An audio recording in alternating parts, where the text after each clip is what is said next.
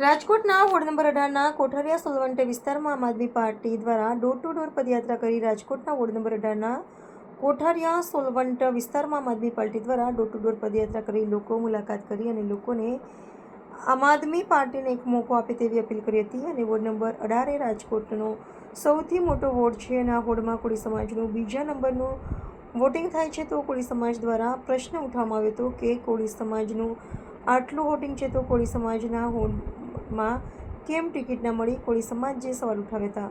ભરત ભરડવા સાથે રોજ પહોંચાણી રાજકોટ.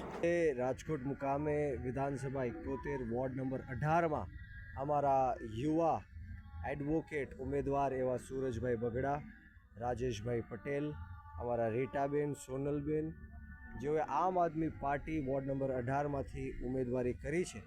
અમે લોકોને ડોર ટુ ડોર મળવા માટે જઈએ છીએ અને લોકોને વિનંતી કરીએ છીએ. અમે એવું નથી કહેતા કે આમ આદમી પાર્ટીને મત આપો, પરંતુ વિચારો, સમજો. અત્યાર સુધી આપણે ભાજપ અને કોંગ્રેસને મત આપ્યા, હજારો કરોડો રૂપિયાનો ટેક્સ ભર્યો, છતાં પણ આપણા વિસ્તારની અંદર તૂટેલા રોડ રસ્તાના પ્રશ્ન છે, પીવાના પાણીના પ્રશ્ન છે, વીજળીના ગટરના પ્રશ્ન છે. ત્યારે આમ આદમી પાર્ટીએ યુવાનોને, શિક્ષિત લોકોને, જે સમાજમાં નામના ધરાવે છે, સમાજની સુખાકારી માટે કામ કરવા માંગે છે, એવા લોકોને વોર્ડ નંબર 18માંથી ટિકિટ આપી છે. ત્યારે બીજી બાજુ ભારતીય જનતા પાર્ટી હર હંમેશ ગુંડાઓને, માફિયાઓને, બુટલેગરોને, જે ખોટું કરતા હોય, કટકી કરતા હોય એવા લોકોને ટિકિટ આપે છે. ત્યારે વોર્ડ નંબર 18 અને સમગ્ર રાજકોટની જનતાને વિચારવાનું કે કયા લોકો આપણા બાળકોની સુખાકારી માટે, આપણા બાળકોના ભવિષ્ય માટે લડી શકશે, આગળ વધી શકશે. એક બાજુ ગુંડાઓ છે અને બીજી બાજુ આમ આદમી પાર્ટીમાં શિક્ષિત લોકો છે. આ સમજાવવા માટે મને વિશ્વાસ છે સમગ્ર રાજકોટની અંદર આમ આદમી પાર્ટીની ખૂબ બધી સીટો આવવાની છે, ખૂબ બધા ઉમેદવારો વિજય બનવાના છે. ત્યારે રાજકોટની તમામ જનતાને વિનંતી કરવાની કે આમ આદમી પાર્ટીને ઝાડુના નિશાન ઉપર મત આપીને જંગી બહુમતીથી વિજય બનાવવા.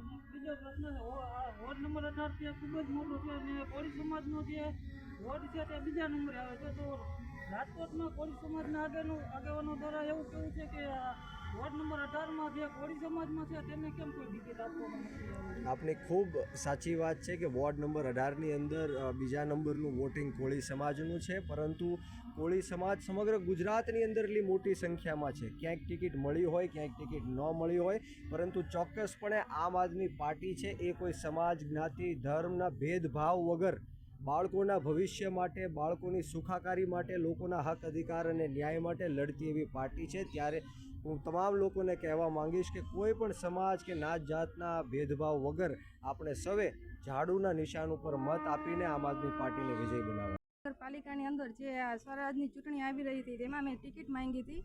તો મને પહેલેથી છેલ્લે સુધી કીધું, કોંગ્રેસમાં આજ 15 વર્ષથી સંકળાયેલી છું અને ટિકિટ મેં માંગી છે. તો એ લોકોએ મને એવું કીધું કે અમે કોળી સમાજને ટિકિટ નહીં આપીએ. એટલે મેં આમાં ઝંપલાવ્યું છે કે મારે આમ આદમી પાર્ટીમાં હવે જોડાઈ જવું છે. આમ આદમી પાર્ટીમાં તમને કેવું લાગે છે? આમ આદમી પાર્ટીમાં મને બહુ સારું લાગ્યું એટલે હું એમાં આવી છું. અમારા બ્રિજરાજભાઈ સોલંકી છે, રાજુભાઈ છે, પછી સુરજભાઈ છે અને 2 બહેનો છે, જરાક નામ પણ નથી આવડતા. એટલે જય ભારત, જય હિન્દ, બસ આટલું જ કહેવાય. નમસ્તે મિત્રો, હું છું ચાંદની પરમાર. આપની મનપસંદ ચેનલ એટલે કે દીવ મિરર ન્યૂઝ ચેનલને લાઈક કરો, શેર કરો અને ફોલો કરો. અને હા, તેમાં દરરોજ તાજા સમાચાર જોવાનું ભૂલશો નહીં. નમસ્કાર દર્શક મિત્રો, હું છું પાયલ બામભણિયા. આજના મુખ્ય સમાચાર, દેશ વિદેશ, ગુજરાત રાજ્યના તાજા બ્રેકિંગ સમાચાર નિહાળો દીવ મિરર ન્યૂઝ ચેનલ પર દરરોજ રેગ્યુલર.